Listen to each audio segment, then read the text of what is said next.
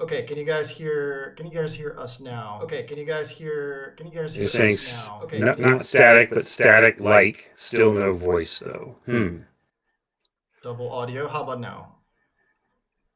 Now it's double audio. Okay. From zero to double. Martin sounds good. Am I doubled up? Okay. So now how am I? Am I single and good? Maybe you do mute yourself in, or maybe I I mute I just you. muted myself in Ninja. There we go. Okay. How about now? All right. Are we Yeah. both? Can Chat you says we're good. clearly hear us both? Okay. Sorry about the troubles. That was on me.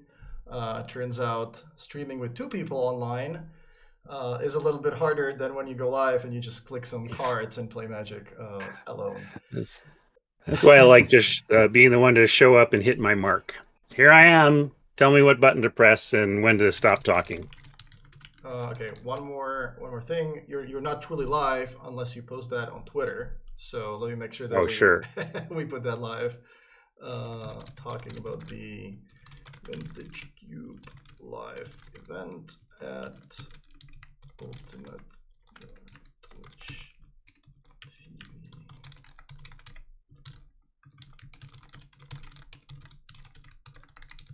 Man, I don't even think I've logged into my Twitter account in a while. I should do that so I can retweet. But All good. All right, here we are.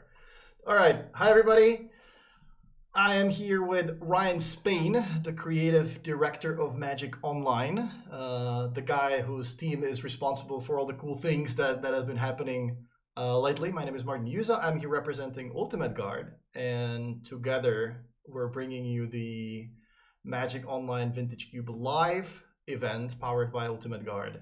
That is going to be happening in Las Vegas during the Magic Con. The qualifiers are ran exclusively on Magic Online, which is Ryan's department. And Ultimate Guard is going to be doing the live coverage and producing the event uh, at the Magic Con. There was a lot of questions that people had on Twitter, um, questions? Really? feedback. Yeah. But yeah, if you guys have any questions, post them in the chat. I was writing down some of the questions that I got from people on our testing team. For example, some people are asking why are we using Rochester draft, for example, at the finals? You know, hey, it's Rochester draft. It's so much different from, well, not that so much different, but it's different from how the qualifiers are played, right? That's all the vintage cube draft. Why are we playing Rochester? The reason is Right. we don't want to miss any of the action. We want to show you who opens the Black Lotus, who gets to pick the Black Lotus, who opens all the boxes, you know, who is drafting what deck, and if we are focusing It on one person, then that's not going to be possible. Yeah, on a first, Rochester is interesting. It's not usually a preferred format for draft because it takes a little longer and it's not conducive to online play because of that as well, especially. So we don't do Rochester online, not because it's not fun or interesting, but because it doesn't fit our platform very well. But in the case of a prize cube curated from Magic's all-time greatest cards and some of their coolest printings of those cards, uh, it's really neat. I mean, that's what a lot of people are going to be tuning in for. So Rochester puts every card face up on the table. And what one of our goals for the broadcast and the presentation of the finals is that all 500, everybody will see where all 540 cards go. So whether it's the cards in the draft or the cards being won that were undrafted, you'll see it on camera. You'll see where it goes. There's not going to be some, oh, we don't know where the Black Lotus went because it wasn't drafted and it was in a prize pack that we didn't see. You know, it's going to be like we want everybody to see everything. So that's one reason to do it that way. And uh, uh, that's why we're doing that. But you know, we should let's pull back for a second since we're kicking it off here. Make sure anybody. I mean, I think a lot of people flocking to this know exactly what we're on about here. But for those of you who don't know, or you're checking out the VOD and are trying to get the top line, we're here to talk about the tournament series we announced yesterday, or 2 days ago now, the collaboration between Ultimate Guard and Daybreak Games, and Daybreak Games being the runners of Magic Online. So Magic Online and Ultimate Guard are bringing you Magic Online Vintage Cube Live, powered by Ultimate Guard. It's a series of online qualifiers that lead to a live tabletop Vintage Cube for Keeps draft in Las Vegas as the grand prize. And that's going to be at MagicCon Las Vegas in October. And the feeder league, the first opportunity to work towards qualification, is starting in about 50 minutes from now. So we thought we would hop on air, talk about how we got here, talk about take questions like we just did, and just revel in the coolness of this event that's about to start. We're very excited and are looking to make something as fun as we can for as many people as we can. And if I can jump to the question from the Enlightened Master regarding the 64-player schedule, says it's currently set up such that because it's consistent across the 8 weeks, except for a couple of days, if the schedule for 64s doesn't work for you, you might feel like I can't plan for this, or I can't participate in this because I can't get time off, or I'm just always occupied there. We're going to be listening to all sorts of feedback, both what players are telling us in response to what we've announced, and we're also going to be looking at the data, like behavior, what people are actually doing in the system.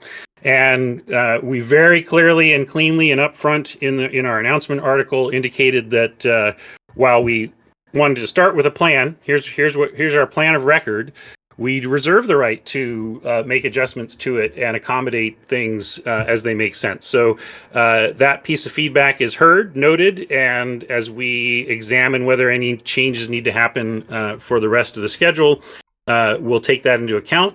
And if we do make any changes, so again, if you're wanting to participate, you should go to the info page. We can get that, probably get a link here and share it with you.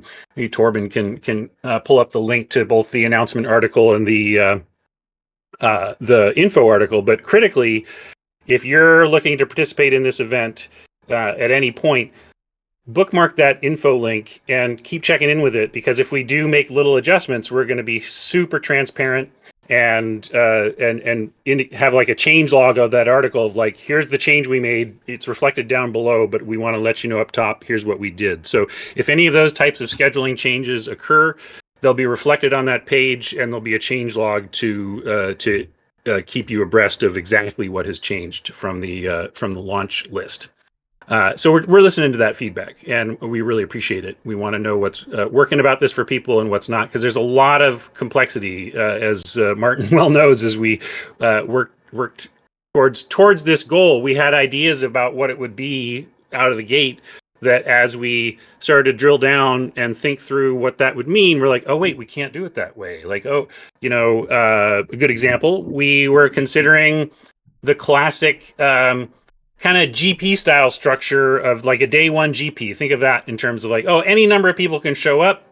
We'll run Swiss rounds, and it'll boil down to a top 8, and the top 8 will play and produce. We were thinking about that, but like, the trouble is that's conducive to constructed and sealed. It's not conducive to draft, and we really wanted the qualification process to reflect the skill set of the finals, which is Vintage Cube draft. So we really wanted to be draft, which immediately takes that whole option off the table in terms of an event to run for this. So it was kind of thinking through all of those things that led us to the current structure and schedule that we have. But we understand that while we thought of like 1 million different factors, there's actually 2 million, and the other million are going to start rolling out as we talk about things and get it going.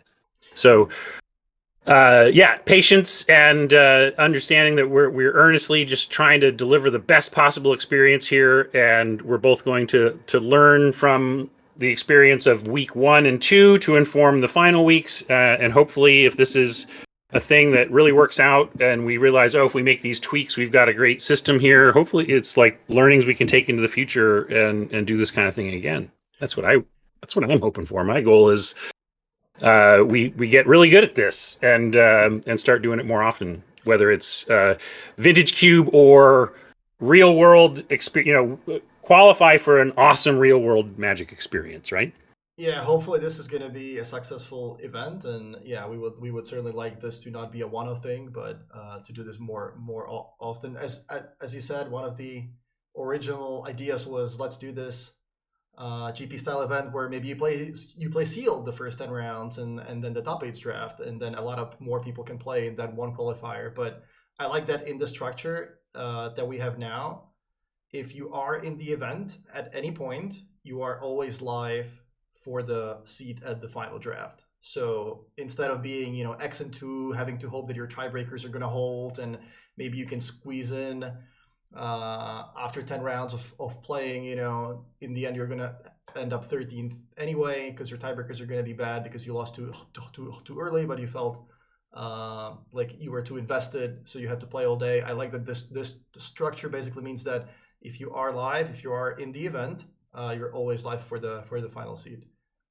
Exactly. It's that's I felt it was coincidental almost that or not almost it's coincidental that this is a Las Vegas event. We would run this at the Crown Jewel MagicCon wherever it would be, but the fact that it's this town known for taking chances and shooting for the moon, it's like that's what this event is, right? It's Vegas or bust, and I think it works really well. As I said in a discussion with somebody yesterday, it's also, well, it's really clean to be like, yeah, don't worry. What's the prize support? The prize support is you're still on the road to Vegas. That's and knowing that that's what this is about. It's my shot. I'm taking my shot to get to Vegas. That's the deal here. I don't need to worry about whether there's points or tickets or packs or whatever, your treasure chests. Like we've laid off that, at least to start. Again, all open to change if we feel it's the best for the experience. But as a starting point, Vegas or bust. That's what this is about. Win and you're in, lose and you're done. It's nice and clean and frankly very Vegas. John Finkel was asking if we could support the storm mechanic, a little bit more in the in the vintage cube, because he has not been very successful trying to draft storm in his last 8 or so drafts. Well, let me tell you, if Mr. Finkel has some specific swap suggestions that he feels would help in supporting Storm, I'd love to hear it. I mean, we actually tried to broaden our support for Storm by adding some additional Storm pieces in the previous iteration. It was like, okay, if you've read my articles on the subject of Storm, it's an open secret that Storm is a trap in Vintage Cube. It's not the most winning strategy, but it's not something.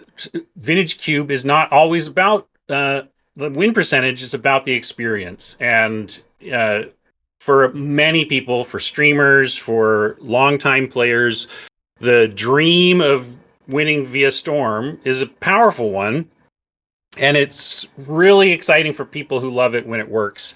And there are people, probably sounds like John being one of them, who effectively like, I'm forcing this every time. I want to see if I can make Storm work this time.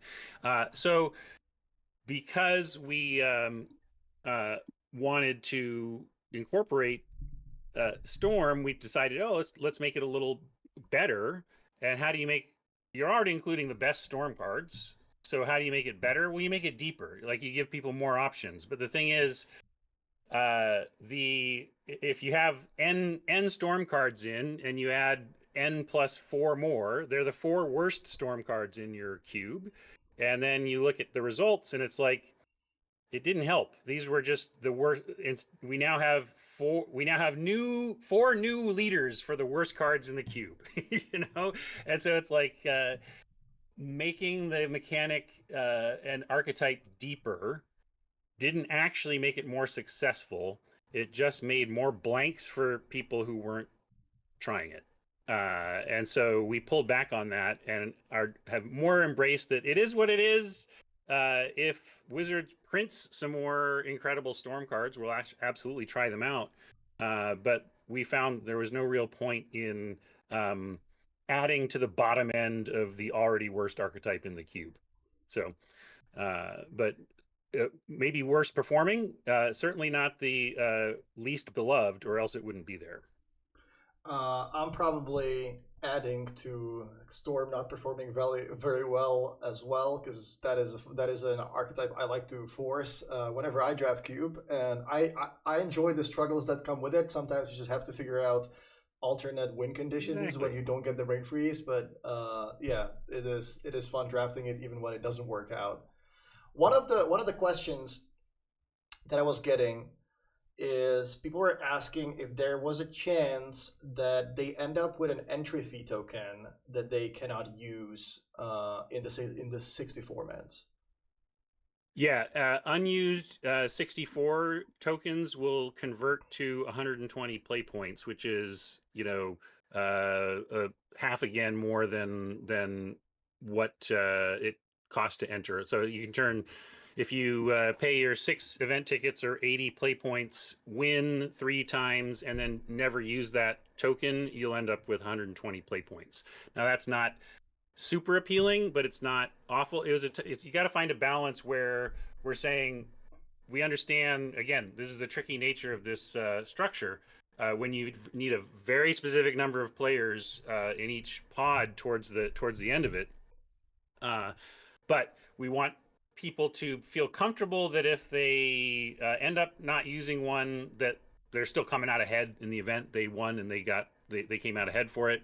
But we don't want people to be like, ooh, I'm gonna grind the feeder league for play points, right? I'm gonna get these 64 player tokens and then not use them because I just want the play points at the end.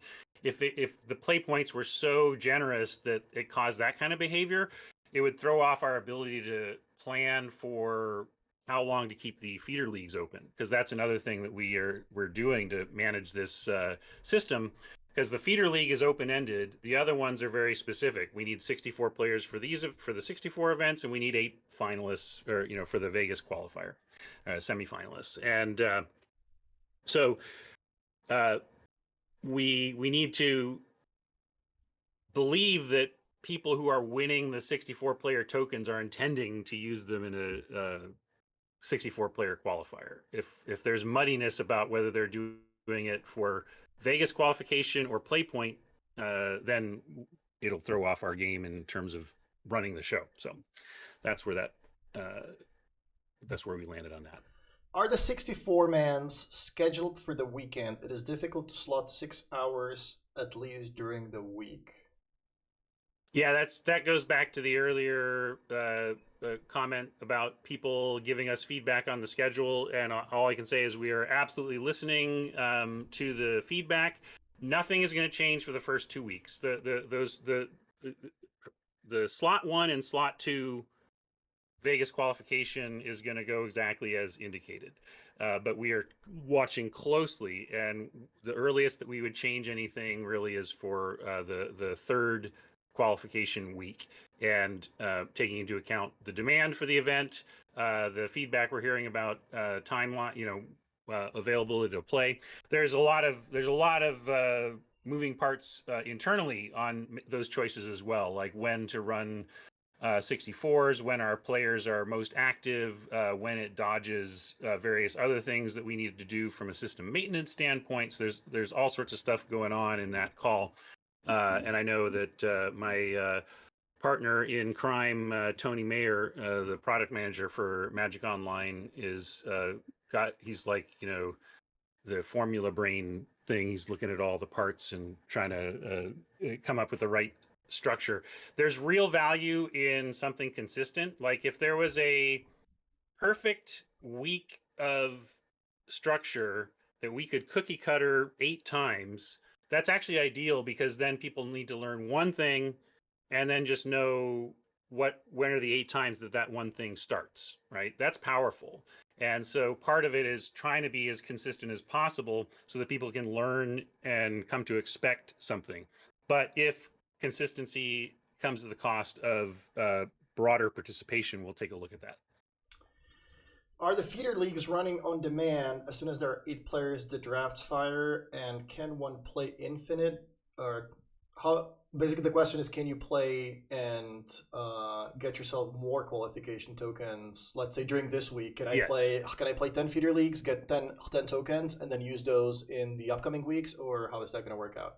Absolutely. The 64 player tokens are good for any of the 64 player the 64 player qualifiers. It's 64 is a beautiful gaming number. It's the chessboard count 8x8. Perfect. It's a beautiful gaming number. But so there will be 64 player events, and you may use your qualification tokens in any of those 64 player events. You can the keys, though, this is all in the terms and conditions and in the info. So again, my top line is go to the info page, bookmark it, familiarize yourself, and you'll find all the details there. But I'm happy to give you the elevator versions here. And yeah, so you can basically, but it's common sense. Don't collude with yourself. Don't, Magic Online allows for multiple accounts. If you the details are in the info page, but the elevator level is, do not use multiple accounts to give yourself an advantage in an event that someone with a single account wouldn't have. And if you're, that means you can never play in the same event, have 2 of your own accounts in the same event. Don't do that. Play one feeder league at a time. Even if you have multiple accounts, don't put 2 of your accounts in the feeder league. Just choose which one you're doing it from, run it through, and do another one. Don't have multiple ones going, and never enter 2 of your accounts into the same 64. You'll get yourself disqualified, and we don't want that. Innocent mistakes can lead to DQs. So make sure you're familiar with the rules. It seems structurally impossible to me that you're only going to have 512 3-0s each weekend. My guess is 5-1-12 by Saturday, 8 a.m. Yeah, I mean, we obviously when you're figuring out everything about the event in advance, you have to count with the worst case scenarios, right? Like we can't just expect that there's going to be 1,000 people playing every day, leaks at the same time. So yeah, I think we have some plans on what to do if the demand is crazy high, which is hopefully the case. But for now, this is absolutely. Check out the announcement article that has a lot of plain English explanation of how we are going to respond. Our first lines of response to change needs in the structure, and it really covers a lot of that. Mac, like our target is not to each feeder league produce exactly 512 qualifier tokens, because if we do that, then suddenly one person doesn't show up and a 64 is not firing. Like, we absolutely need a surplus of 64 player qualifiers to ensure that the 64s all fire, which means that which is why we're intentionally overselling it in weeks 1 and 2. We're going to let more than 2 weeks worth of 64 player tokens build up over those first 2 weeks of competition, so that we get an idea of exactly that. What kind of numbers are we getting? How many, if we didn't stop it and just let it go from here to here, what are we looking at in terms of numbers? I would predict that by the end, by like week 7 or 8, we may not even run a feeder league. We may decide there's enough 64 player tokens in the system that week 8 feeder league is not needed. We've called that out. So like, all we can do is call out all of the contingencies that we've thought about, the scenarios that we've thought about, and what we plan to do about any of those things that arise, the contingencies. So yeah, it's a lot of hey, and like, we had those hey moments for the last 5 months. Hey, Tony, back to the drawing board on this. We need to figure out a different way forward here. And it's like, and challenges back. Well, okay, Ryan, but then what about this? And it's like, all right, well, hold on. Give me an hour and I'll come back to you. And like, okay, I got it. We're gonna do, and this was the structure that made us both happy in terms of having keeping it draft the whole time, all Vintage Cube draft to qualify, but we have very powerful, simple, explainable knobs for adjusting to demand.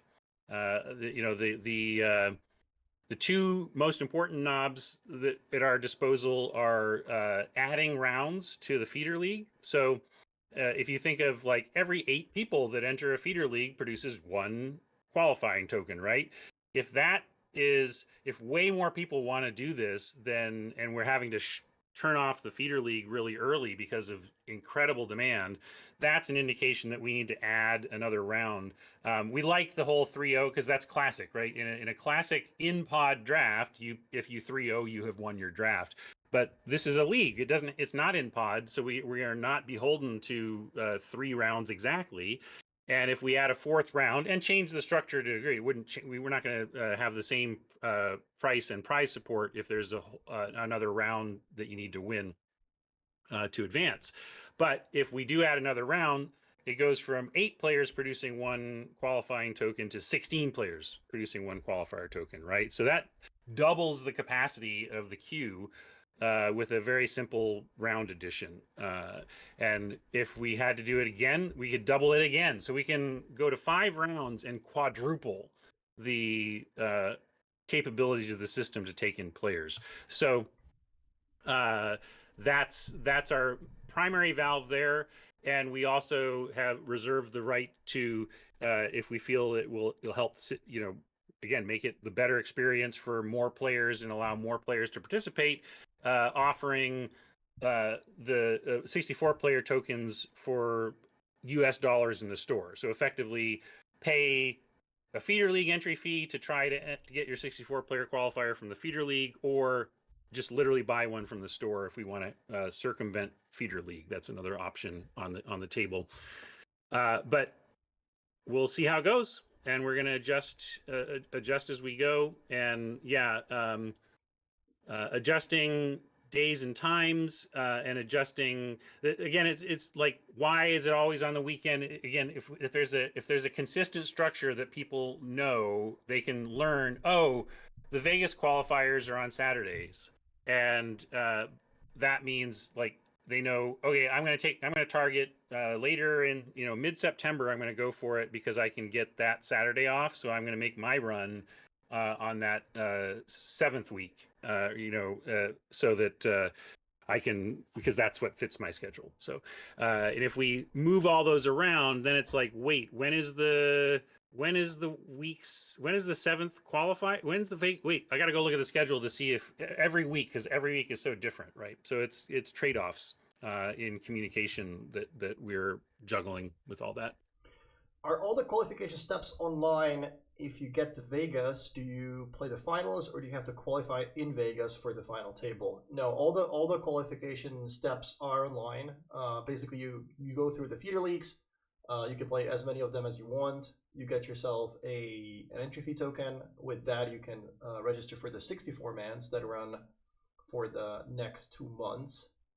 And every week there's going to be the Vegas finals at the end of which week. If you win that one, you're going to qualify for Vegas. Once you're qualified for Vegas, you have a seat at the final table, at the final event that's going to happen at the MagicCon.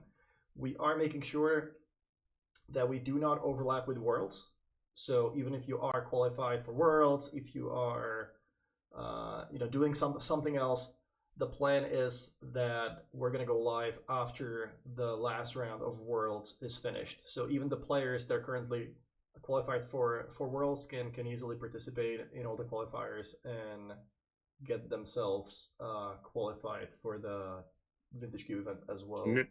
Yeah, no main event overlap. We are doing it in evening slots to avoid all the action happening at the the MagicCon itself. Whether Worlds or the quote GP, those main events that are happening during the day are not going to conflict. I mean, is that right? I mean, I don't want to say incorrect things. I know for sure we're dodging Worlds, but I assume that anything else. So that's the thing I could say. Given that we're dodging Worlds, anything else that would be dodged by dodging Worlds will also be dodged. And right. I think that includes the main event, but I realize I don't want to say things that aren't. Yeah, 100% true. I'm not sure if we can guarantee not overlapping with the live event. If you mean the 75K that is happening at the MagicCon, I don't know how many people are going to be playing in that event. If it is an event with 1,500 players, they have 9 rounds and they end at 11 p.m. We're not going to be able to dodge overlapping with that, obviously, because the hall has to close at midnight. But for now, the plan is we are not overlapping with worlds. That's the most important part. Is the no prizes other than token structure set in stone, or you could change that too? Yeah, nothing is very little is set in stone. If you check both the article and the terms and conditions, like we made sure that the terms and conditions gave us the flexibility to adjust things to make this event successful. We don't want to trap ourselves with our own conditions and have to marry a structure that isn't working. And since this is our first swing at this, we're going to learn a lot, and we're going to make adjustments quickly so that I expect that hey, if we nail it and somehow it's perfect, great. But I've expected all along that we'll need to make some adjustments. That's why all that stuff was baked in and communicated so as transparently as we could in the announcement article that in order to pull this off and make this the event we all want it to be, we need the flexibility to adjust. Yeah, I think that is a great point. Like this is a first. We had to come up with something, hoping that that's going to be the most appealing to most people. But obviously, if there's feedback, if there's constant feedback that something would be better if that changed. Daybreak has shown time and time again that they are really good at listening to feedback, making sure everybody enjoys their events, and yeah, I have no doubt that we're going to be able to make most people happy. Can I use a 64-player Vegas qualifier invitation for any Vegas qualifier or only that particular week? I think we already answered that. If you get a qualifier token, for example, today or tomorrow, you can use that token 3 weeks from now in a 64-man that's going to be running that weekend. In the 64. If you win a 64, though, that is for that weekend only. Yeah. Oh, I'm sorry. Yeah, when you win a 64, it's for that weekend's Vegas qualifier. My bad. Yeah. That's the leaks. The tokens from leaks you can use at any 64 mans. Like you said, the 64. Because obviously we need to really be sure we've got exactly 8 players at every Vegas qualifier, right? So if we said, oh, you qualified, you 6-0'd your 64 and you have qualification for the Vegas qualifier, if we let you choose, we can't plan. The planning goes out the window at that point. Whereas we do have the flexibility to let you choose how you use your 64 player tokens. Yeah, it's just a draft, right? It's not that big of a time obligation. Sure, you're gonna have to block off, a little bit of time on your Saturday or Sunday, but there's just gonna be 3 rounds of Magic. I'm getting exactly. Dang, yeah. When you win a 64, you don't even get something in your account. You get a personal email from Magic Online inviting you to the tournament. So it's more of a hand invite for the Vegas qualifiers. If you win a Vegas qualifier, can you still enter feeders or 64 mans? I believe that is answered in the FAQ or in the info document. But yeah. Once if you've punched your ticket to Vegas, you're done. You're no longer participating in qualifiers or 64s. I mean, I think it's against the terms. If you played, you couldn't get anywhere with it. I mean, if you given that really the only prize in the first 2 rounds is qualification for the final rounds, you would not be allowed to qualify for the second Vegas qualifier. So all your work would be for naught anyway, even if you could enter the first 2.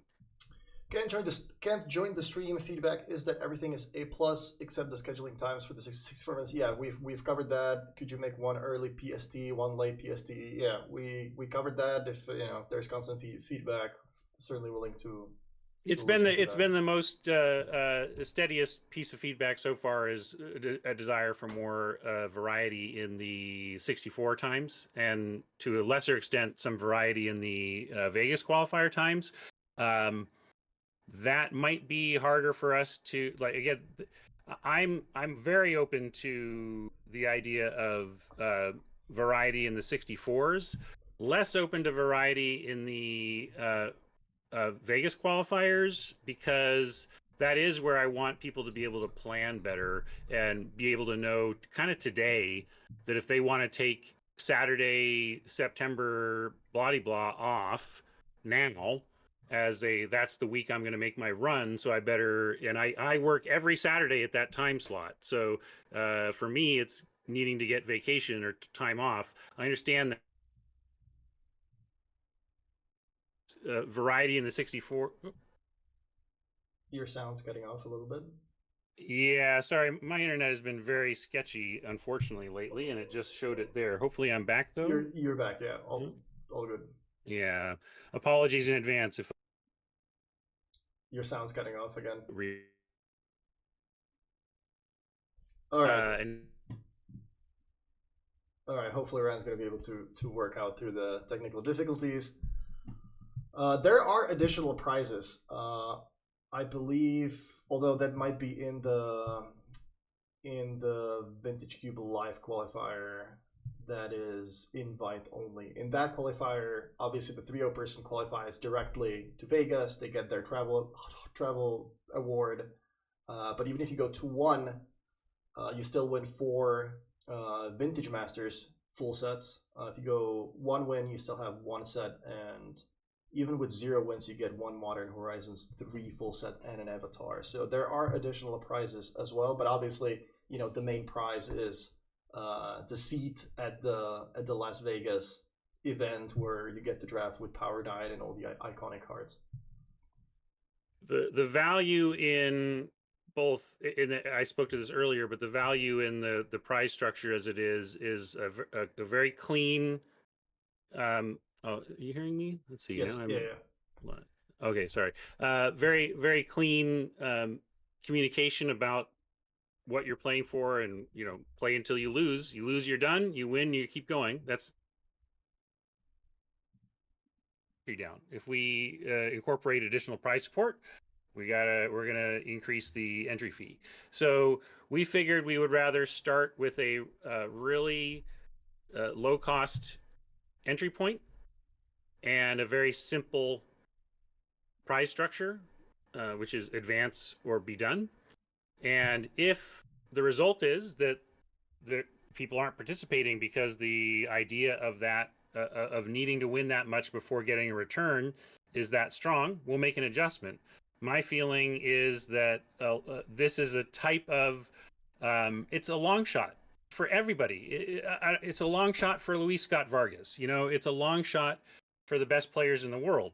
It's a hard thing to do, but that's part of the appeal. In some ways, it's like the 8 people who sit down at Vegas will all have won 12 in a row to be there. What a freaking streak, right? I mean, that's part of the story, really.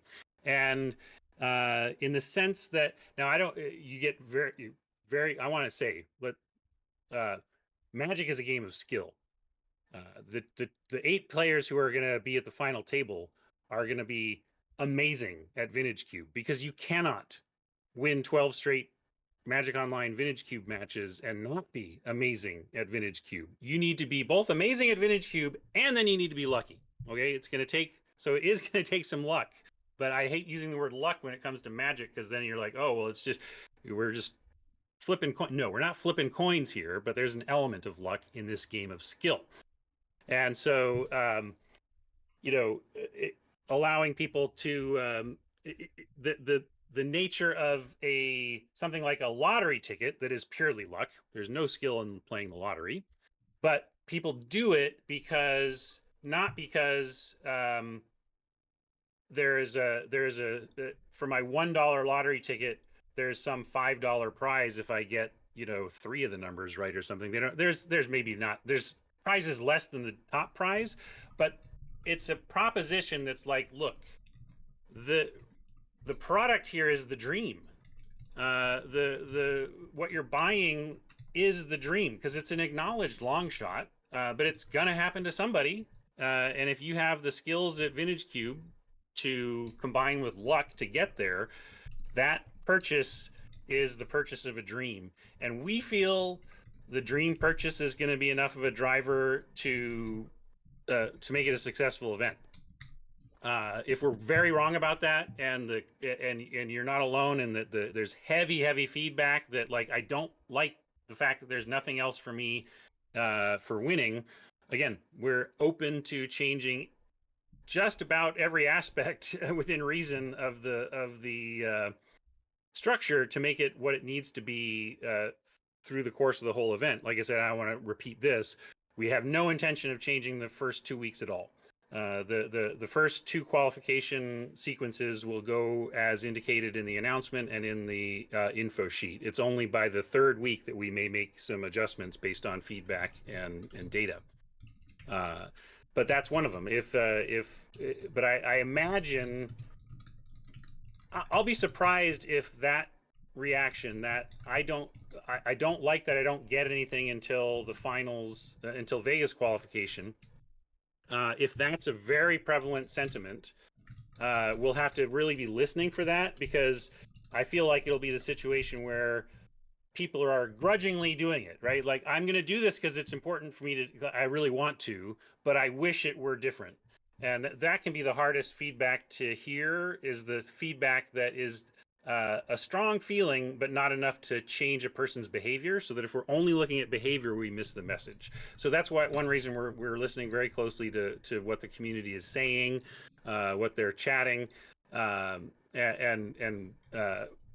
in Discord and all of that, so that we can make sure we're hearing the message of both the data and the human beings behind the data that have feelings even that might contradict their behavior.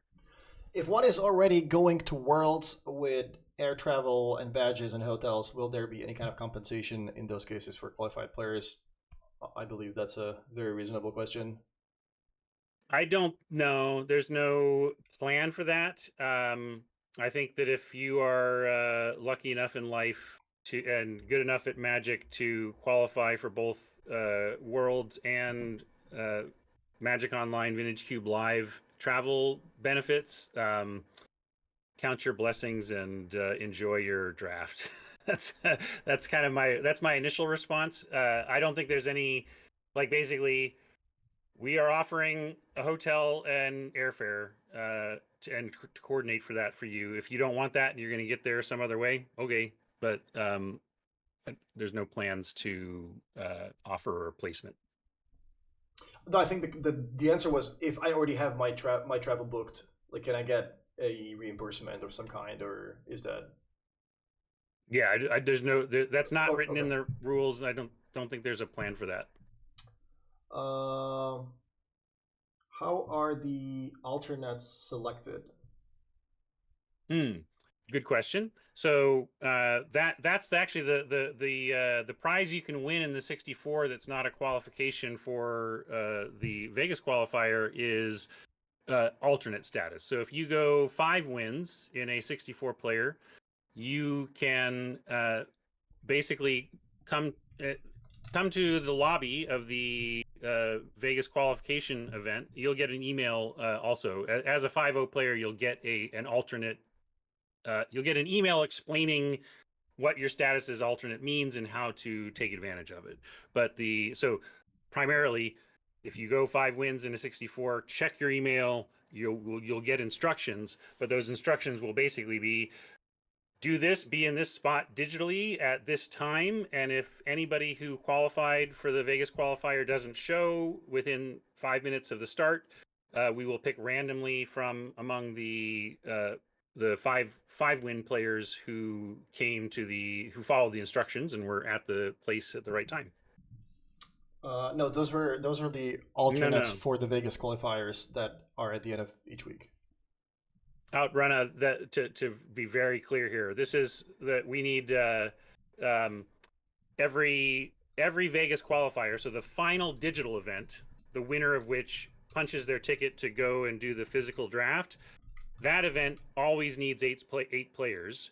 So they should be made up of the 8 60 64 player winners that week, right? That's the ideal.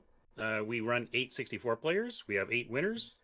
They show up for the finals. We think that's probably going to happen. Everybody's got that far. It's really going to take some extreme circumstances for a player who has made it to Vegas qualification status uh, to then not follow up. But life happens. We don't know, what things will cause someone not to be able to be available, and so it's just a security for that we will have 8 players for those Vegas qualifiers. We have But a yeah, you win a qualifier, your ticket is punched to Vegas. You'll be there. And I know that Ultimate Guard is planning similar contingency plans for someone who did punch their ticket to Vegas and didn't make it. There's a lot of reasons that could go sideways as well. So there's plans there as well. we have about 10 more minutes, so if you have any more questions, please fire away in the chat. One question that I was getting from my friends was, "Hey, I don't get to draft too often. What kind of tips would you give me? I don't have a lot of time. I have to go to work. I have 3 kids, but I want to play. What kind of tips would you give Mm-hmm. me to have the highest chance to win?" And obviously, you can study content. Go ahead and watch LSV Draft. He's posting drafts on his YouTube channel pretty much every day. Paul Cheon. There's a lot of Vintage Cube content out there. If you don't have the time to consume content, just keep things simple. I actually like to go on Magic Online and sometimes just draft mono red and mono white. Attacking works. Obviously, there's a lot of very powerful things you can do in the Vintage Cube, and these storm decks or these control decks look very flashy and very cool. But sometimes keeping things simple and just attacking with a Mother of Runes and Ragavan is all it takes to go 3-0. So if you don't have time to study, try to keep things simple and just draft creatures and strip mines and deny the opponent the time to develop and just beat down. +1 on all that. Um, I mean, I could throw out my tips and like basically things that are different about Vintage Cube drafting over regular drafting that a lot of people don't realize.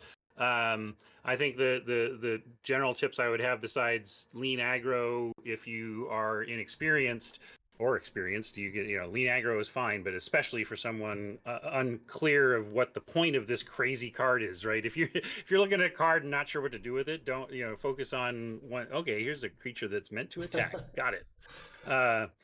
But yeah, lands, mana is super important. One of the things about powerful cards is that they often have oppressive color requirements. You'll get this amazing card, but it requires 3 blue or 2 green. Even 2 is more oppressive than people think.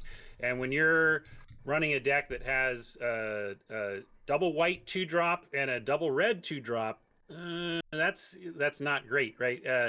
You kind of want to avoid that, but especially to the inevitable to take advantage of all that power, you need fixing. So prioritize fixing, because all the spells are good. That the spell you're going to get 12th pick is still going to be good. It's a Vintage Cube card, so make sure you can cast your spells. That's yeah. huge. And then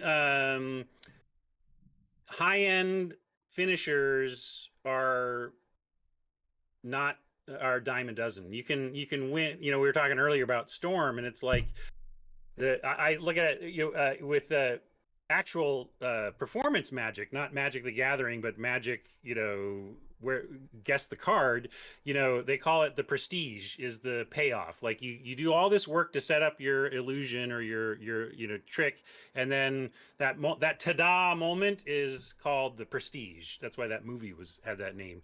And when I think about it with Magic decks, is like you also have a prestige in combo decks, right? Like you're doing all this work to set up your end game, your ta-da moment. And the thing is, with Vintage Cube, ta-da can be like anything. the hard part is the setup, like making sure you've got the fixing and the cheap interaction and the card filtering to find your magical your cool thing to do. So that is that's my individual advice, but I just super plus one Martin's suggestion of watching some videos of top players drafting, especially. You can watch the games play out, but your longtime Magic gameplay instincts are going to work for you for the most part. Like maybe understanding what your opponent is trying to do and better would be helpful there.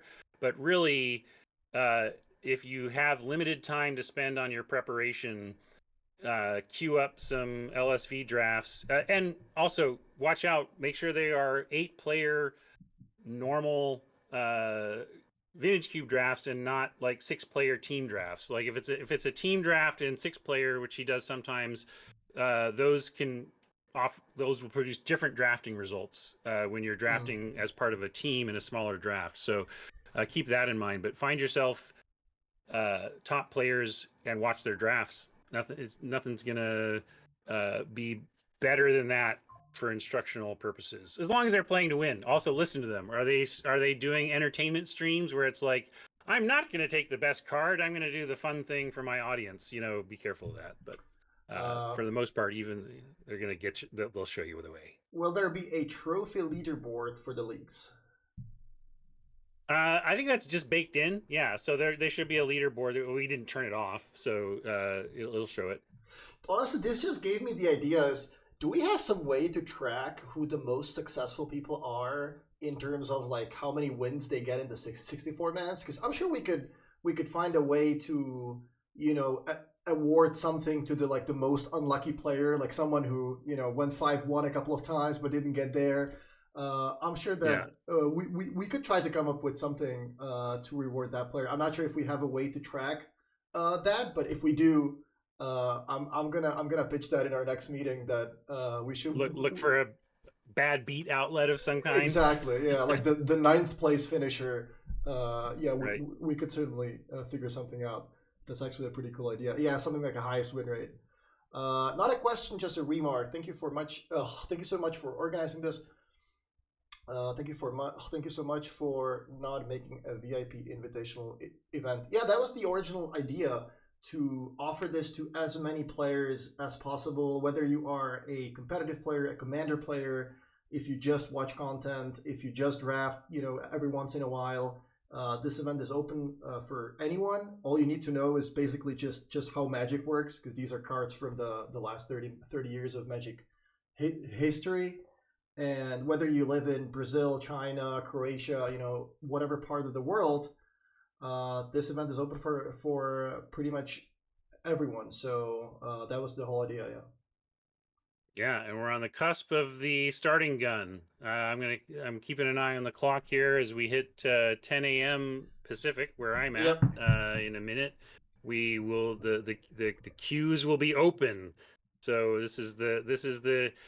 It's funny, when you work on a project behind the scenes, like just getting to announce can feel like the top of the mountain. Yes, we did. It's like, and I was joking. All right, we did it. We got to the beginning. It's like it's been a long road just to get to the beginning, but here we are at the beginning, and we're very excited to be doing this. Thank you for joining us on this stream, and thank you for your feedback. Keep it coming. Really, exactly. The best place, most visible place for us is on Discord. If you go to the Magic Online Discord and leave your comments in the appropriate subgroup there, we will see it, and we are paying very close attention because we want nothing but the most fun possible for the most people we can on this exploratory and revolutionary new event, which we never even said was Martin's idea. Thank you, Martin. Martin came to us and said, "Hey, got this idea. We want to do this at MagicCon, but we need qualification. Can you do the qualification side of this?" And I couldn't say no. I was just like, "That's so obviously right. We got to figure out how to do this." So I'm glad And we you did. did. It took a lot of help from a lot of people. There's been a lot of people on both sides, both Ultimate Guard and Daybreak, who have uh, really busted their butts to pull all this together and get it presented and ready for the world. So thanks to everybody who's been involved in this. Thanks to all you for hanging out. And we're over the 10 o'clock line, so it is official. Yeah, The go. Magic Online We're Vintage Cube live. Live, powered by Ultimate Guard, has begun. Yeah. Get yourself to the feeder leagues and take your shot. Go play. Also, shout out to Ultimate Guard for allowing us to come up with cool ideas and making them a reality, because they also truly care about the community. And we want all of you to make content. We want you to share your deck. So if you're drafting, take a picture of your deck, post it on Twitter, tag me, tag Magic Online, tag Ultimate Guard. Tell us how you're doing. Give us feedback. Make content. Watch content. And I hope you're gonna enjoy this event. And hopefully, if there is a lot of you, then we're gonna do this again. Thanks again. Thanks again for hanging out. Thank you, Ryan, for being here. And yeah, Yeah, thanks for having me. Fun to do this. we'll see you some other Hey, time. let's keep it up. Let's do this some more. We got a long summer of qualification, and hopefully this will not be the last time we stream and talk about it either. Yeah. All right. Thanks again for hanging out, and good luck with the qualifiers. And we will see Thanks, you everybody. in Vegas. Yeah, or see you next time on this stream. Bye. Bye bye.